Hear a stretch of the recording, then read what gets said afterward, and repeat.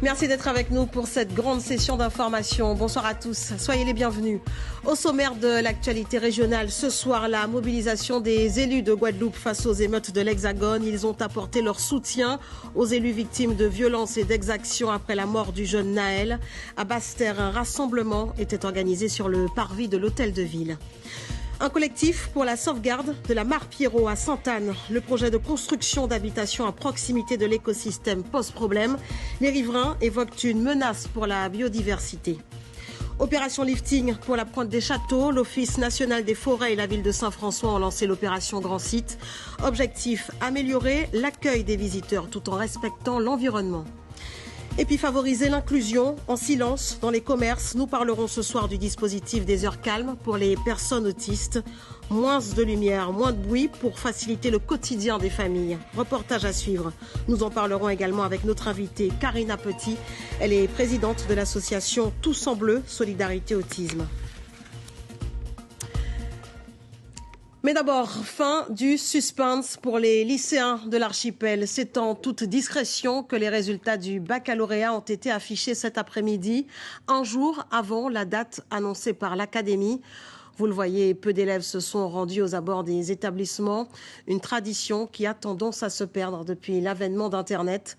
Nous reviendrons sur ce bac 2023 dans nos prochaines éditions. Dans l'actualité, le soutien des maires de Guadeloupe aux élus de l'Hexagone frappés par les violences urbaines suite au décès du jeune Naël. L'association des maires a lancé un appel au rassemblement devant les hôtels de ville du département. Sur le parvis de la mairie du chef-lieu, des élus, quelques administrés et le préfet de région Xavier Lefort étaient mobilisés. Thierry Philippe. Il est midi, rampe gyrophares LED et sirènes de ton de la police sont actionnées pour débuter cette cérémonie dans le cadre du soutien aux élus victimes de violences. Le préfet de la région Guadeloupe, Xavier Lefort, s'est associé à cette initiative solennelle des maires de Guadeloupe. Il était important que je sois présent aux côtés des élus. Les élus, et notamment les élus municipaux, sont ceux qui sont au plus près de nos concitoyens. Ce sont des élus souvent bénévoles, engagés au service de l'intérêt général. Et rien ne justifie, parce qu'ils incarnent auprès de chacun d'entre nous la République et la démocratie, rien ne justifie qu'on s'en prenne à eux.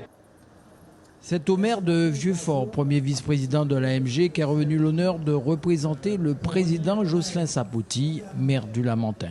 Il s'agissait pour nous tout simplement d'exprimer notre solidarité vis-à-vis des maires, pas forcément le maire en particulier lui forcément, mais surtout les maires qui ont plus ou moins à des degrés différents été agressés, atteints dans leur dignité, menacés dans leur vie familiale, dans leur vie privée. Le maire de Basse-Terre, pour sa part, a lancé un appel au calme et au vivre ensemble. Toutes les exactions qui s'en suivent, les atteintes aux élus, ça ne se justifie pas. Donc nous, on est là pour aussi porter notre modeste contribution, appeler au calme et que surtout le vivre ensemble ne soit pas un vain mot. L'AMG, en ce jour symbolique d'échange entre élus et citoyens, a voulu aussi se faire le relais de l'Association des maires de France, l'AMF, en condamnant fermement les violences. On ne touche pas à la mare Pierrot à Châteaubrand dans la commune de Sainte-Anne. Un collectif de riverains se mobilise pour préserver cette zone humide. La construction d'habitations à proximité de l'écosystème présenterait un risque sanitaire pour la biodiversité selon eux. Les ressources naturelles en eau seraient impactées. Michael Bastide, Ronnie Maletti. La protection de la mare Pierrot est au cœur des préoccupations de ces riverains à Sainte-Anne à cause de ces nouvelles constructions. Il y a un permis qui est délivré en septembre 2022. Quelques temps après, on a passé, on a constaté qu'à côté, il y a commencé en construction encore. Alors on dit non, nous ne pouvons pas accepter ça. Le collectif de riverains affirme que ces chantiers empiètent sur l'étang de Châteaubrand et auraient un impact sur cet écosystème naturel. Les jeudi jours, les autorités ont contesté le permis de construire là. Après, il y a passé une instruction, il y a délivré le permis de construire là. Alors qu'il y a des zones à côté qui peuvent être constructibles, il n'y a pas qu'à bailler un permis de construire, mais on va bailler des permis de construire, on dit dans l'étang. Et tout ruissellement à de l'eau là, sans l'étang là, il y a et il y a gâté l'étang là. D'accord? En 2001, une grosse action menée pour te protéger l'étang là, ça pour pas manier, d'accord? Jeudi jour, nous retrouvons nous encore dans le même problème là. Risque de pollution, mais aussi d'assèchement de la mare à cause de l'urbanisation de ces rives. Depuis qu'ils ont commencé à faire des constructions, à la fois au niveau de la serre et au niveau des constructions d'habitat, on voit qu'on a une modification carrément du littoral autour de la mare. Et on a constaté aussi un assèchement drastique, on va dire, de cette mare-là. Alors, les images qu'on avait de cette mare-là il y a quelques années de ça, 4 ou 5 ans, montraient une mare qui arrivait carrément au niveau des arbres. Attends, tout ça ni de l'eau. Mais je voulais prendre en compte ça. Et je veux dire nous qu'il y aura miséricorde d'est là à case là. Mais tout ça là, pour un football qu'il a. C'est de l'eau qu'il a. Tout ça c'est mal là. Et là la pluie tombée, tout ça c'est en zone humide, tout ça ni de l'eau. Le collectif demande l'arrêt des travaux et la remise en état du site de la mare Pierrot et la mise en place d'une véritable politique de protection et de valorisation des milieux humides, mares, étangs, ravines et autres cours d'eau de l'archipel. Défilé anti-déchets à Ferry à Deshaies pour protéger le littoral. Le parc national a procédé à l'installation du premier dispositif dans le genre avant que les déchets regagnent le littoral et donc la mer. Développé par la société Green City, ce filet peut récupérer 3 mètres cubes de déchets en tout genre. Un dispositif financé à hauteur de 27 000 € par le parc, la ville de Deshaies, en partenariat avec la communauté d'agglomération du Nord-Basse-Terre. Ferdi Louisi, le président du parc national, répond aux questions de Bruno Ponciovillon et Ludovic Guédu. C'est d'abord un filet qui est posé avec une technologie nouvelle en Guadeloupe qui permet de préserver les lieux. C'est-à-dire on fait une installation qui évite de couper les arbres, comme certains pourraient avoir des projets en cœur de parc ou ailleurs de couper des arbres pour pouvoir faire des installations. Donc on préserve le milieu, on préserve l'environnement et on récupère les déchets. Donc on lutte contre la pollution sans affecter, sans toucher à la biodiversité. Et c'est là que la technologie est intéressante. Et ensuite, ça permet d'associer un certain nombre de partenaires, non seulement au niveau de la société civile, notamment les associations de la ville qui pourront reprendre ce lieu de hotspot de biodiversité, mais aussi la communauté d'agglomération, aussi la société Citeo qui est spécialisée dans le recyclage des déchets. L'éducation, puisqu'on a une école qui est à proximité, l'école de Ferry, ça va nous permettre de bien montrer aux enfants les effets de ces déchets plastiques qui quelquefois sont lâchés à des kilomètres et qui se retrouvent en mer.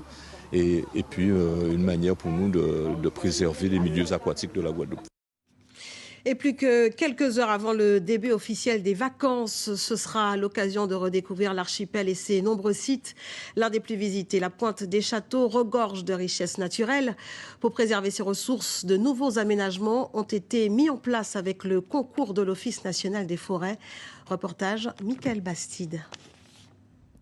Direction la Pointe des Châteaux. 500 000 visiteurs annuels empruntent ce sentier jusqu'à la péninsule où a été érigée une croix de 10 mètres de hauteur. C'est l'un des sites les plus visités de l'archipel. De plus, il bénéficie des statuts de protection des différents milieux naturels qui le composent. Alors la sécurité des visiteurs et la protection de l'environnement sont au cœur de l'opération Grand Site, initiée par la commune de Saint-François en partenariat avec l'Office national des forêts. La première phase de cet aménagement, c'est ce que vous avez pu voir, c'est-à-dire les rambardes, les escaliers, le deck, tout autour de la croix pour que les visiteurs soient tout à fait à l'aise et en sécurité. Et plus bas vers les salines, on a fait des aménagements qui ont plus trait à la préservation des espaces naturels. Donc ce sont des délimitations où le public pourra marcher, pourra s'aventurer en impactant le moins possible le milieu naturel. Des aménagements en bois naturel non traités ont été installés par les ouvriers de l'ONF avec le concours de 60 stagiaires du RSMA. Ils ont contribué à la confection et à la pose de certains équipements et acheminé à dos d'hommes jusqu'à la croix les 13 poutres de bois rouge, pesant chacune 89 kg sur une distance de 750 mètres avec plus de 150 marches à gravir. Le plus difficile pour moi, évidemment, c'est les efforts physiques, parce que ça a demandé beaucoup d'efforts physiques, à ramener beaucoup de bois, des matériaux, tout ce qui est, enfin, les outils. Coût de l'opération Grand Site, plus de 211 000 €, financés dans le cadre du Fonds européen de développement régional. Connaissez-vous les heures calmes ou heures silencieuses? Instaurées par certaines enseignes depuis 2021, ces créneaux horaires permettent d'améliorer l'accueil des personnes hypersensibles ou atteintes de troubles autistiques. La musique est éteinte, les lumières sont réduites au minimum, de quoi rendre les courses plus agréables et soulager les parents d'enfants en situation de handicap. Voyez le reportage d'Alexandre Ouda et Ludovic Guédu. Alors, je cherche les chips. Sont où les chips? Casque anti-bruit sur les oreilles pour le protéger. Swan est très sensible aux différents sons de son environnement. La foule, la lumière, le bruit. Un rien peut agiter ce petit garçon de 6 ans présentant des troubles du spectre de l'autisme. Sa mère, souvent confrontée à des regards accusateurs et du jugement, profite de la baisse de luminosité, de l'absence de musique et du bip des caisses qu'offrent ces heures silencieuses pour faire ses courses avec son fils. Les mercredis après-midi, c'est vraiment l'idéal pour les heures calmes. Et même si, bon, moi, je suis pas tout le temps. Voilà, Swan dans toute sa splendeur.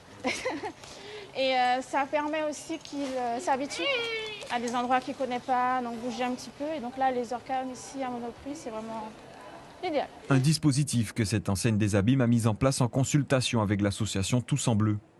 La structure, qui accompagne plus d'une 60aine de familles, a aidé à sensibiliser le personnel face à ce handicap. On est content quand on nous sollicite, mais rien que le fait qu'un magasin prenne l'initiative, sachant que la loi qui va venir, on l'espère très bientôt, n'est toujours pas passée, mais que les magasins prennent les devants et commencent à instaurer les heures calmes, c'est génial. L'objectif, c'est qu'il y ait un maximum d'enseignes qui le mettent en place. Comme ce supermarché situé à Petit-Bourg.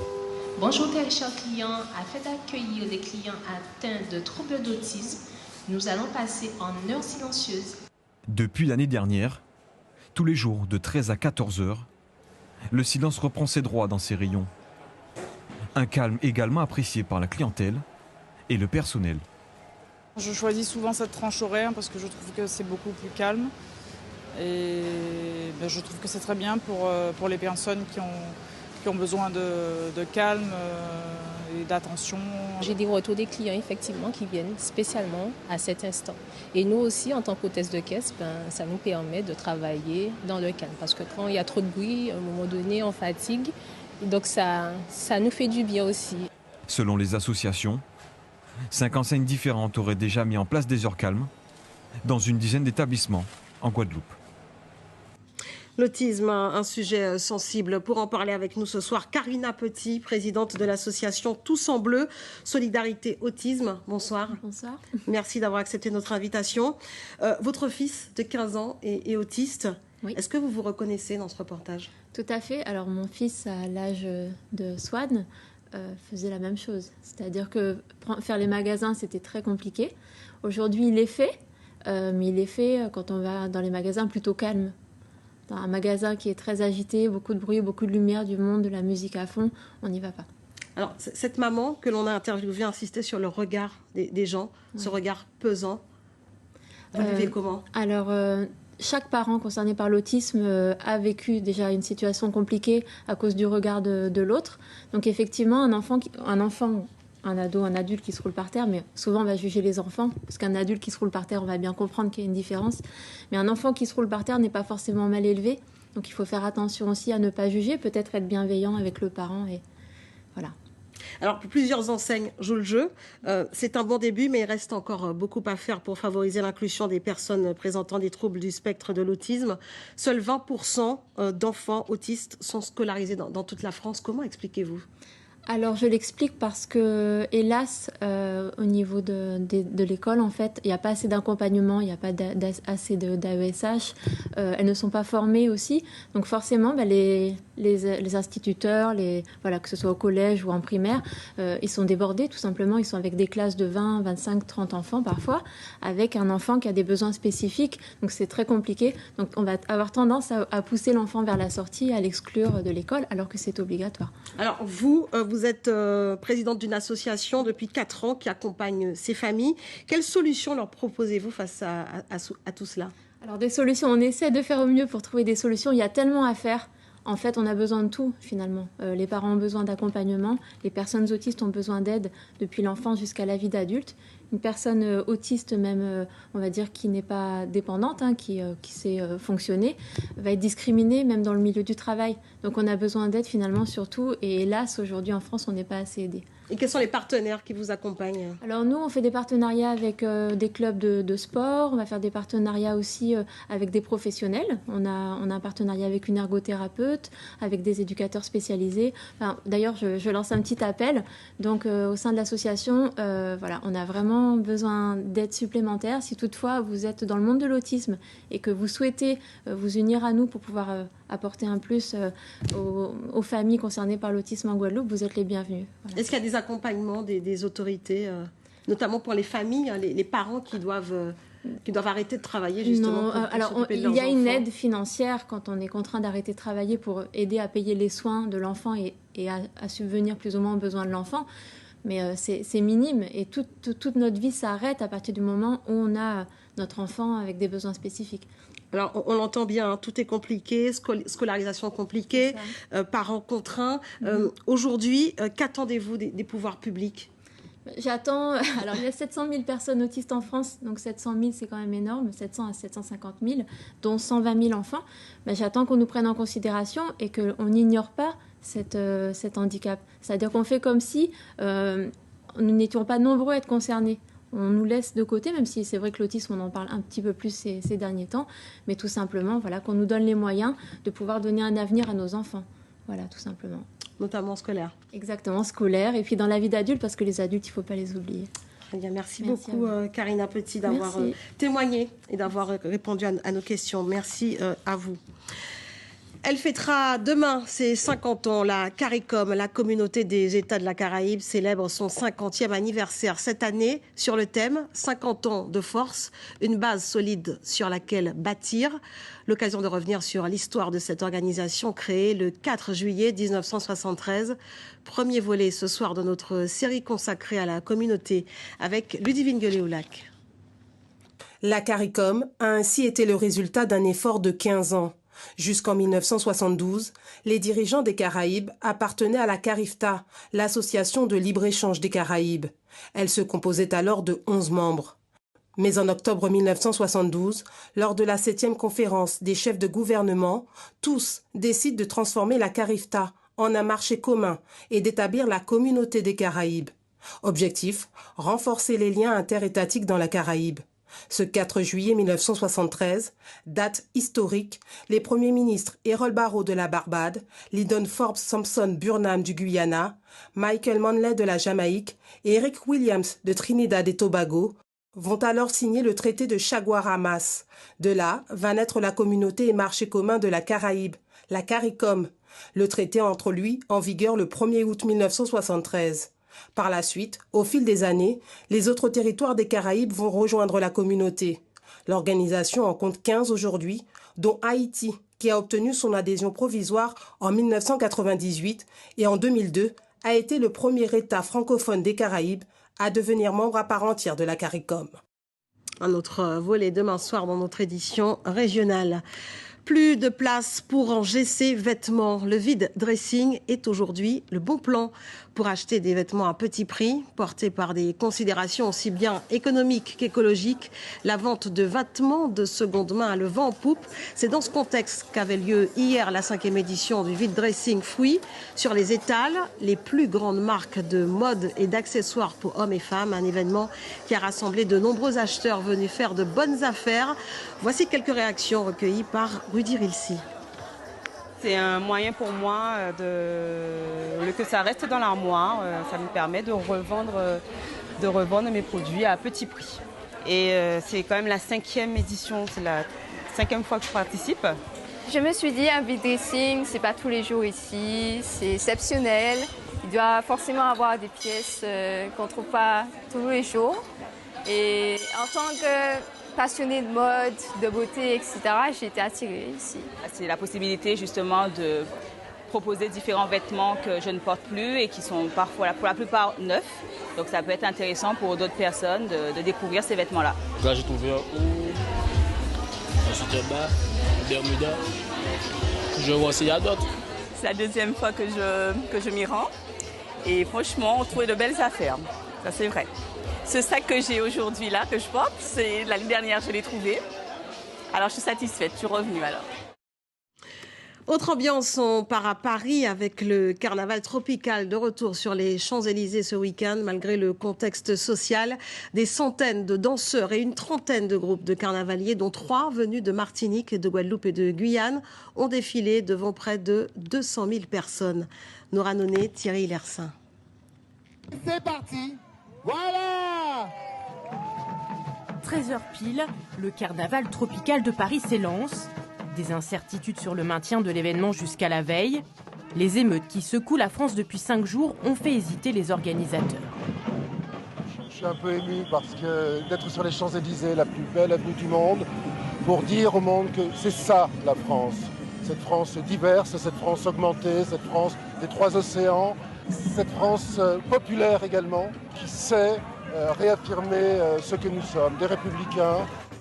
De Dunkerque à la Bolivie, en passant par la Guyane avec les Touloulous, tous les styles de carnaval défilent sur les pavés parisiens. Ce groupe à caisse vient de Bondy, en région parisienne. Il est composé de plus de 80 danseurs et musiciens, bien décidés à séduire le jury. On a bien répété tous ensemble, donc au niveau de la cohésion, c'est génial. Et c'est notre premier carnaval de Paris, donc on est très heureux d'être là. Donc on a voulu vraiment représenter le rouge pour dire que musicalement et au niveau des chorégraphies, on essaie d'apporter le feu dans un monde avec beaucoup de paix. C'est pas le feu pour dégrader, c'est vraiment le feu pour apporter la joie et la bonne humeur aux gens. Rouge, rose, doré. Cette année, le thème du carnaval, les couleurs du monde. Un spectacle que le public partage sur les réseaux sociaux. C'est vraiment une bonne émotion qu'on ressent et c'est impressionnant comment le thème il est, c'est magnifique. Les Antillais, Guyanais, Réunionnais sont bien sûr présents. Ils participent à la fête, même s'ils auraient souhaité débouler sur les Champs-Élysées avec les carnavaliers. C'est vrai, sans barrière, ça aurait été beaucoup mieux. J'ai déjà assisté à d'autres carnavals sans barrière, mais bon, on joue le jeu. Si le carnaval c'est la fête, c'est aussi un exutoire et l'occasion de faire passer certains messages. Aujourd'hui, on est obligé de payer presque 1 200 € pour aller aux Antilles. On est obligé de prendre des prêts pour payer des billets d'avion, c'est pas normal. En fin de défilé, un jury délibère sur l'originalité des costumes et des chorégraphies. Les lauréats seront annoncés en septembre.